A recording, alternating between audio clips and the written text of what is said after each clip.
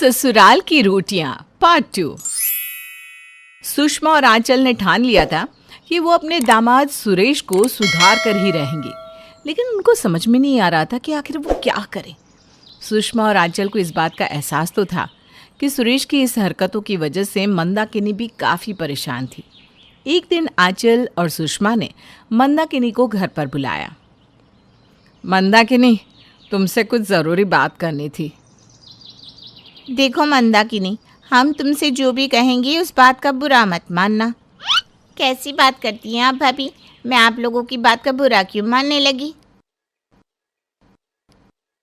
देखो मंदाकिनी, सुरेश जी हमारे घर के दामाद है, लेकिन कभी कभी मुझे और सुषमा दोनों को ही ऐसा महसूस होता है कि उनका इतना ज़्यादा अपने ससुराल में आना ठीक नहीं, क्योंकि आसपास के लोग भी बातें बनाते हैं।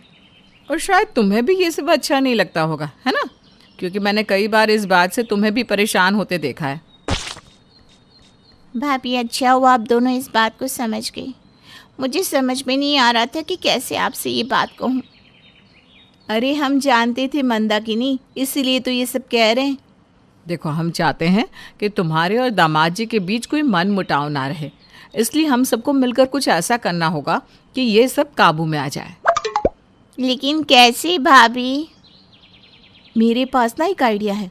दामाद जी को ससुराल की रोटियां तोड़ने का कुछ ज़्यादा ही शौक है ना। कैसा हो अगर ससुराल की रोटियों में स्वाद ही ना रहे? तो क्या आप जानबूझकर बेस्वाद खाना बनाएंगी? अब ये तो करना ही पड़ेगा ना। आपको लगता है इससे कुछ होगा? अरे ज़रूर होगा। आप बस हमें ये बता दीजिए कि दामाद जी को क्या खाना पसंद नहीं है। अरे सब्जी में टमाटर डाल दो या कटहल की सब्जी बना दो, और कुछ ना हो तो हल्का सा नमक ज़्यादा कर दो, फिर देखो वो कैसे खाना छोड़ते हैं। ठीक है, फिर वही ट्राई करके देखते हैं। अगले दिन सुबह सुबह सुरेश फिर से अपने ससुराल पहुंच जाता है। उसे वहां देखकर आंचल और सुषमा के चेहरे पर स्माइल आ जाती है। और भाभी, आज क्या बना है खाने में? अरे दामाद जी, आइए आइए, आज तो पोहा बनाया है। मुझे पता था कि आपको पोहा बहुत पसंद है ना? अरे वाह, पोहा तो सच में मुझे बहुत पसंद है। तो ये लीजिए, गर्मा गर्म पोहे खाइए। सुरेश जैसे ही पोहे खाने लगता है, अचानक से छोड़ देता है। अरे क्या हुआ? पोहे तो आपको बहुत पसंद है। हाँ, लेकिन नमक बहुत ज़्यादा है।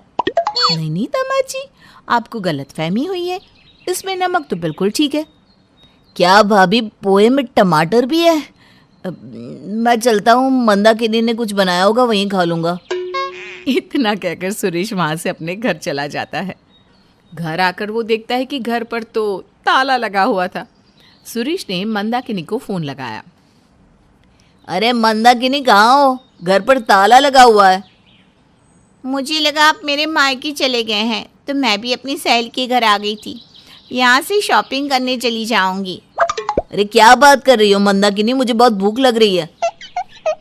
लेकिन आपने तो कहा था ना आप अपने ससुराल में नाश्ता करेंगे, फिर क्या हुआ?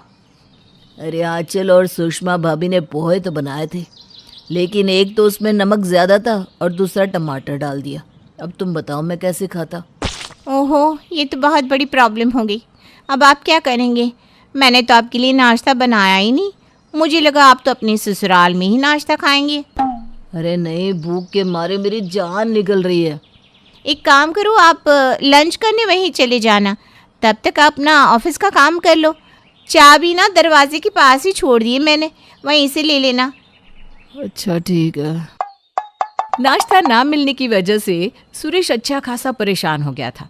जैसे तैसे करके उसने टाइम निकाला और लंच का टाइम होते ही वो फिर से अपने ससुराल जा पहुंचा। आंचल और सुषमा ने टीवी पर घर जमाई मूवी लगा रखी थी।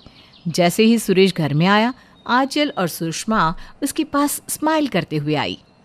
अरे आइए आइए दामाद जी, देखिए ना कितनी अच्छी मूवी है। अरे भाभी, मूवी बाद में देखेंगे, पहले आप खाना खिला दो। हाँ हाँ दामाद जी, आज तो आपने ठीक से नाश्ता भी नहीं किया था। तभी तो बड़े जोर की भूख लगी है। आंचल और सुषमा सुरेश के सामने खाना परोस देती है। सुरेश जैसे ही अपनी थाली में परोसा हुआ खाना देखता है उसका मूड खराब हो जाता है उसकी प्लेट में कटहल की सब्जी थी। सुरेश ने बड़े ही बेमन से प्लेट सामने से खिसका दी। अरे क्या हुआ दामाद जी, आपने खाना नहीं खाया? अरे ये क्या भाभी, कटहल की सब्जी? ये तो मैं देख भी नहीं सकता, खाना तो बहुत दूर की बात है। अरे लेकिन हमारे घर में तो सबको ये सब्जी बहुत पसंद है, आपको अच्छी नहीं लगती? मुझे तो पता ही नहीं था। अरे दामाद जी, एक बार खा कर तो देखिए, आपको बहुत पसंद आएगी। अरे नहीं नहीं, मैं ये नहीं खा सकता, मुझे ये बिल्कुल भी पसंद नहीं है। मैं अपने घर जा रहा हूँ। अरे लेकिन आपको भूख लगी थी ना। मंदाकिनी अब तक घर आ गई होगी, मैं उससे बोलूँगा, वो मेरे लिए कुछ अच्छा सा खाने को बना देगी। और सुरेश बिना किसी की कोई बात सुने वहाँ से अपने घर आ जाता है। घर आकर वो देखता है कि मंदाकिनी तो आराम से खाना खा रही है। अरे आप आ गए, आइए ना। क्या बात है, ससुराल से खाना खा कर आ रहे होंगे। वैसे क्या बनाया था भाभी ने? अच्छा जानती हूँ, जो भी बनाया होगा अच्छा ही होगा। अरे अपनी ही बोलती जा रही हो, जरा मेरी बात भी तो सुन लो। तुम्हारी भाभी ने कटहल की सब्जी बना दी। अब तुम तो जानती हो कटहल देखकर मुझे कुछ होने लगता है। अरे रे, ये तो बहुत ही बुरा हुआ। तो आप सुबह भी भूखे रह गए और अब भी? अरे कोई बात नहीं, तुमने तो खाना बनाया ना, मैं यहीं खा लेता हूँ। लेकिन आप ये नहीं खा सकते। क्यों? अब देखिए ना, मुझे लगा आप मेरे मायके से खाना खा कर आएंगी, तो मैंने दाल में टमाटर डाल दिया और नमक भी थोड़ा ज़्यादा डाला, क्योंकि आप खाने वाले नहीं थे ना, तो मैंने सोचा मैं अपने हिसाब से बना लेती हूँ। भगवान, भूख के मारे मेरी जान निकली जा रही है। अरे आप आधा घंटा रुक जाइए, मैं आपके लिए आपकी पसंद का खाना बना देती हूँ। आधा घंटा? लेकिन क्यों? अरे क्योंकि खाना बनाने में आधा घंटा तो लग ही जाता है ना। तभी दरवाजे की घंटी बजती है। सुरेश दरवाज़ा खोल के देखता है तो सामने आंचल खड़ी थी और हाथ में था टिफ़िन। अरे मंदाकिनी, रहने तो, तुम्हें कुछ बनाने की ज़रूरत नहीं है, मेरे ससुराल से मेरे लिए खाना आ चुका है। अच्छा ठीक है। खाना देने के बाद आंचल वहाँ से चली जाती है। मंदाकिनी घर के कामों में बिजी हो जाती है। सुरेश खुश होकर टिफ़िन खोलता है और उसमें अपनी पसंद की एग भुर्जी देखकर खुश हो जाता है। वो जल्दी से जैसे ही अपना हाथ आगे बढ़ाता है, मंदाकिनी आ जाती है। ये आप क्या कर रहे हैं? अरे क्या कर रहा हूँ क्या? मतलब मेरी पसंद की एग भुर्जी आई है तो वो खा रहा हूँ, सुबह से भूखा हूँ मैं।